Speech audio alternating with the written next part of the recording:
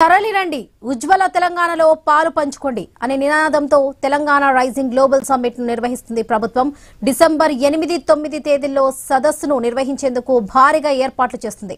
హైదరాబాద్ చరిత్రలోనే అత్యంత ప్రతిష్టాత్మకంగా దీనిని నిర్వహించాలని సీఎం రేవంత్ రెడ్డి నిర్ణయించారు. దేశ విదేశాలకు చెందిన దాదాపుగా 3000 మంది ప్రముఖులను ఆహ్వానిస్తుంది. సీఎం పేరిట ప్రభుత్వం ఆహ్వాన లేఖలను పంపిస్తుంది. ఇన్విటేషన్ అందుకున్న కొందరు సదస్సుకు హాజరవుతున్నట్లుగా ప్రకటించారు.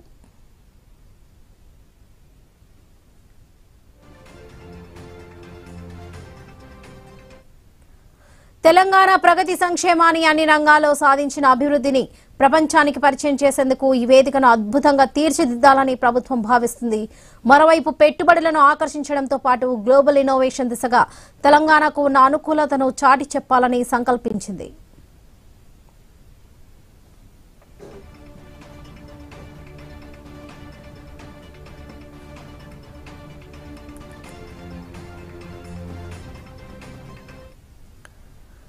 రెండు రోజుల పాటు సదస్సు జరగనుంది. చివరి రోజు తెలంగాణ రైజింగ్ 2047 డాక్యుమెంట్ ను సీఎం ఆవిష్కరిస్తారు. ఈ నెల 13న ప్రపంచ ఫుట్బాల్ దిగ్గజం లయనల్ మెస్సీ హైదరాబాద్ కు రానున్నారు.